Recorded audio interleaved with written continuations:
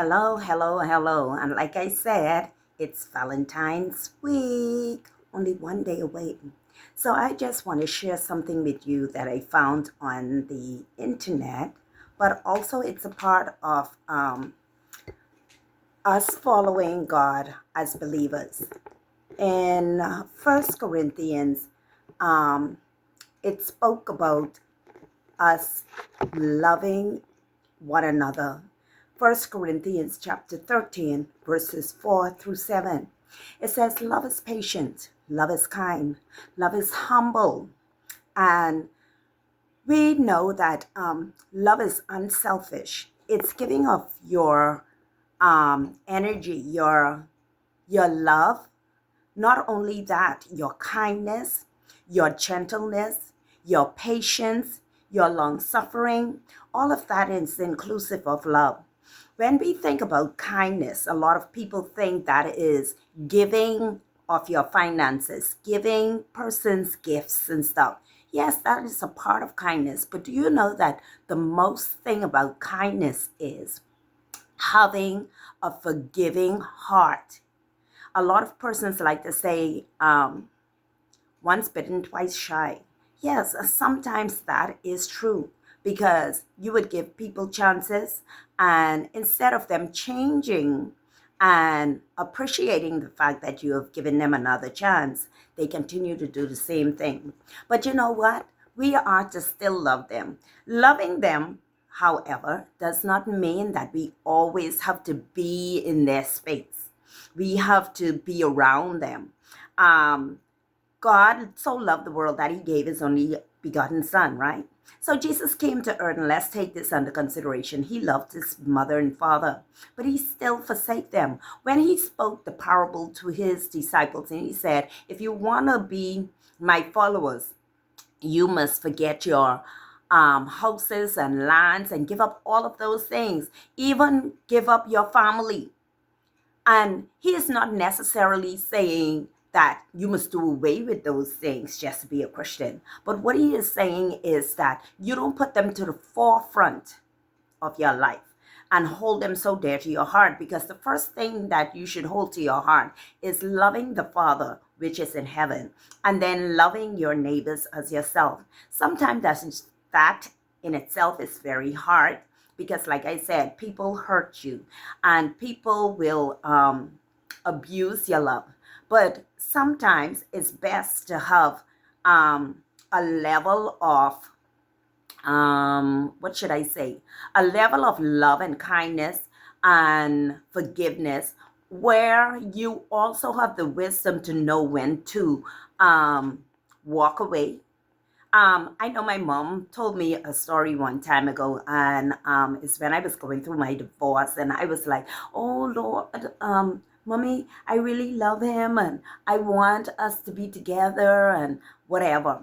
And she told me, no, this was before we got our divorce, because we got our divorce after she died. But she was telling me during the times that we would break up and make up, she said, you know something, Sarah, love is like this. Do you ever watch a bird? When a bird has its chicks, or its baby birds, after a while, when they are strong enough, she pushes them out of the nest.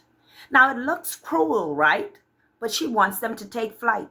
In order for them to take flight, they have to be able to fly. Their wings need to be strengthened. So, what the mother does is she throws them out of the nest. And she normally has a nest high up in the trees so that they have enough altitude in falling that before they hit the ground, they have already began to flap their wings. And she said it's the same way. You may go to the store and purchase a bird for your kids, and you notice that the bird is depressed, it is not eating the bird food, it's just not being healthy in your home for whatever reason. The best way to keep that bird alive is to let it go. When I was a little child, I used to like to catch butterflies and keep them in a jar. But I noticed that every time I put them in a jar, no matter how much holes there are, no matter how much of the flowers that they light on I put in there, it will still die. Sometimes we trap people in our hearts, and guess what? The best way to love them is to let them go. Because sometimes people need their freedom. We have to be understanding, patient, kind, long suffering. That is long suffering, not thinking about ourselves, but thinking about their happiness first, you know. And so, whatever they choose, if they choose to walk away, then let them walk away because they know why they're walking away. Maybe being with you is hard. Maybe they have found somebody that they think is better. That's okay. Still love. When your children decide to grow up and move on with their life, it's hard to see them out there and they're not with you. But guess what? You've grown them. You think about the lovely time that you'll spend together. And when it's time for family to meet and greet, you'll get to see them. Let them fly and express themselves. For God loved us so much that He allows us to freely come to Him. He isn't forcing us to come to Him, but He is saying, if you hear my voice, harden not your heart, come to me, and I will in no wise cast you out. So that is my cue for you today. Love yourself, love others, and guess what? God will continue to love you. I want to leave this song as I close out, and it says, Father, I love you. Lord, I love you. Jesus, I love you. I know that thou art mine. Whenever I need you, I need you right now. So you be blessed.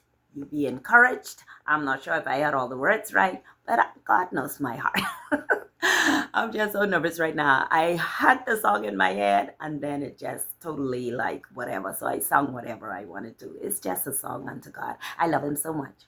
And I want you to be encouraged and be strengthened, uplifted, and be blessed.